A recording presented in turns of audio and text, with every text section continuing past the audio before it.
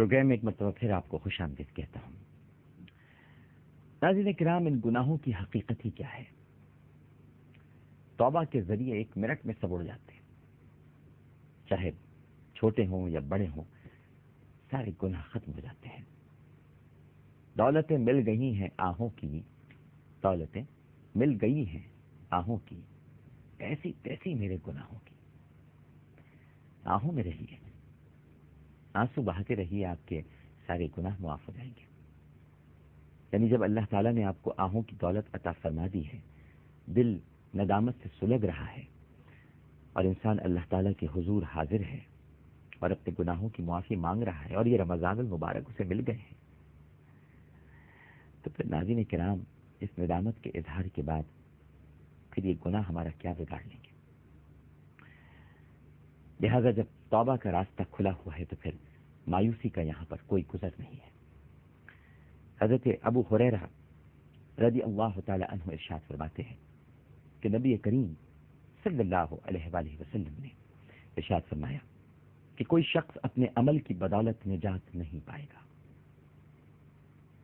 جن کو اپنے اعمال پر بڑا ناز ہے وہ ذرا توجہ سے سن لیں کہ کوئی بھی شخص اپنے عمل کی بدولت نجات نہیں پا سکے گا۔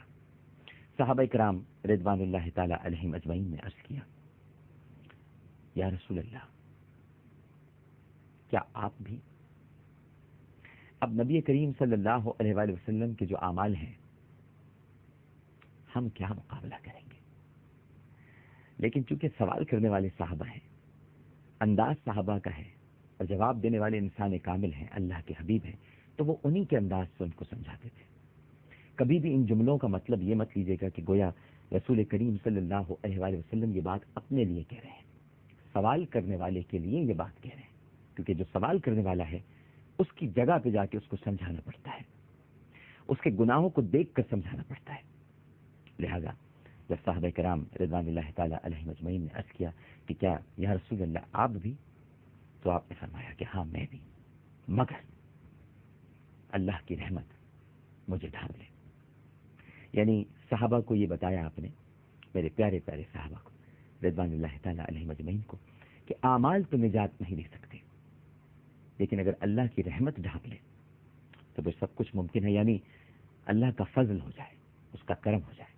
اور اپنی ذات کو اس لیے سامنے پیش کیا کیونکہ سوال آپ سے کیا گیا تھا، بس سمجھنے کی بات ہے۔ اب اگر کوئی اس کو یوں سمجھے کہ دیکھیے رسول اللہ صلی اللہ علیہ وآلہ وسلم بھی یہ فرما رہے ہیں کہ میرے بھی اعمال معاذ اللہ معاذ اللہ معاذ اللہ ثم معاذ اللہ مجھے نہیں بچا سکیں گے، تو کتنی جہالت کی بات ہے، کتنی گھٹیا بات ہے۔ بھئی آپ سوال کرنے والے کو دیکھیے نا، وہ تو سائل کی جگہ پہ پہنچ کے اس کو سمجھا رہے ہیں، سوال کرنے والے کو بتا رہے ہیں۔ نبی کریم صلی اللہ علیہ وآلہ وسلم تو معصوم عن الخطا ہے، جنت میں تو سب سے پہلے وہی داخل ہوں گے، ان کے بعد کوئی داخل ہوگا۔ آپ ہی کے لیے تو جنت سجائی گئی ہے، آپ ہی کے لیے تو کائنات بنائی گئی ہے، آپ ہی تو وجہ تخلیق کائنات ہے۔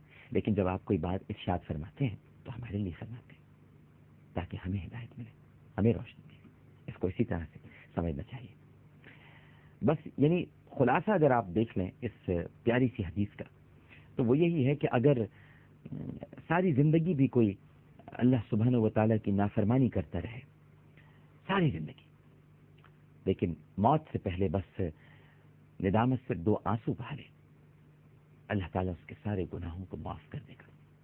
2 آنسو اس لیے کہتا ہوں ناظرین کہ آپ لوگ پوچھتے ہیں 2 آنسو کیا مطلب 2 ہی بہائے؟ ارے بھیا 2 آنکھیں ہیں تو جب آنسو نکلتے ہیں تو دونوں آنکھوں سے نکلتے ہیں۔ آنکھوں کی بھی تو وفاداری ہونی چاہیے نا۔ پتہ چلا کہ ایک آنکھ وفادار نہیں ہے اور دوسری وفادار ہے، آنسو بہیں تو پھر دونوں آنکھوں سے بہیں، ایک آنکھ سے آنسو کیسے بہے؟ تو 2 آنسو اگر نکل پڑے ندامت سے تو اللہ سبحانہ و تعالیٰ معاف کر دیتا ہے۔ ایک حدیث میں آتا ہے ناظرین کرام کہ جب گنہگار ندامت کے ساتھ توبہ کرتا ہے تو آسمان پر چراغاں ہوتا ہے، چراغاں۔ تو اس حدیث سے تو چراغاں بھی ثابت ہو جاتا ہے ناظرین کرام۔ جو لوگ چراغاں کے بارے میں عجیب و غریب باتیں کرتے ہیں، اس حدیث سے ثابت ہو جاتا ہے کہ جب گنہگار ندامت کے ساتھ توبہ کرتا ہے تو آسمان پر چراغاں ہوتا ہے، اور اللہ سبحانہ و تعالی فرشتوں کے ذریعے آسمان میں یہ اعلان کراتا ہے کہ میرے ایک بندے نے صلح کر لی اور مجھ سے روٹھا ہوا بندہ میری طرف واپس آ گیا۔ لیکن کیا کیجئے کہ انسان کے اندر تعصر ہے. ماں ناراض ہو جائے تو منانے میں ہفتہ تو لگ ہی جاتا ہے. چلیے ہفتہ نہ صحیح 1-2 دن تو لگ ہی جائیں گے. باپ ناراض ہو جائے تو اور زور لگے گا. باپ اور مشکل سے مانتا ہے. ماں تو جلدی مان جاتی ہے. ماں تو ماں ہے. ہمارے ایک کوئی فنکار ہیں جنہیں عورت بننے کا بڑا شوق ہے. وہ عورت بن جاتے ہیں. عورت تو بن گئے وہ، لیکن جسم ویسا بنا لینے سے، یعنی حلیہ ویسا بنا لینے سے ماں تو نہیں بن سکے. عورت کے جذبات تو نہیں لا سکے. لہٰذا انہوں نے اپنی ماں کو مارا. بڑا تشدد کیا انہوں نے اپنی ماں کو. لیکن اس کے کچھ گھنٹوں کے بعد ہی جب ان کو پکڑ کے پولیس لے گئی تو ماں نے معاف کر دیا. عورت کا روپ اختیار کر لینا میرے بھائی بڑا آسان ہے، میک اپ کے ذریعے، ساڑی پہن کے آواز نکالنا. لیکن عورت بننا بڑا مشکل ہے. ماں بننا بہت مشکل ہے. ماں نہیں بن سکے. تو میں عرض کر رہا تھا کہ انسان کے اندر تعصب ہے.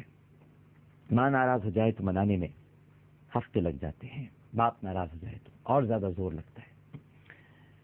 اور بیوی ناراض ہو جائے تو بڑے پاپڑ بیلنے پڑتے ہیں. بھائی جن کی بیویاں ناراض ہوتی ہیں وہ زیادہ جانتے ہوں گے. بڑے پاپڑ بیلنے پڑتے ہیں، بڑا بنانا پڑتا ہے. لیکن اللہ تعالیٰ کے یہاں ایسا نہیں ہے. ایک شخص نے 70 سال اللہ کی نافرمانی میں گزار دیے. اب 70 سال کے بعد وہ کہتا ہے کہ اے اللہ، میں تیری بارگاہ میں نادم ہوں اور ندامت کے ساتھ عرض کرتا ہوں کہ تو میرے گناہوں کو معاف کر دے. تو اللہ سبحانہ و تعالیٰ اس سے یہ نہیں کہتا، بالکل نہیں کہتا کہ تو نے 70 سال تک میری نافرمانی کی ہے میرے بندے، اب جب تو 70 سال تک توبہ نہیں کرے گا میں تجھے معاف نہیں کروں گا. ایسا نہیں کہتا. بلکہ جب بندہ توبہ کرتا ہے کہ اے اللہ تو مجھے معاف کر دے، تو لمحے کے 1000ویں حصے میں پروردگار اپنے بندے پر مہربان ہو جاتا ہے، کیونکہ وہ تو بہت مہربان، نہایت رحم کرنے والا ہے. ناظرین، پروگرام پیش کرتے ہوئے مجھ سے کوئی غلطی، کوئی سہو تو اپنے رب کے حضور معافی کا خواستگار اور توبہ کا طلبگار ہوں.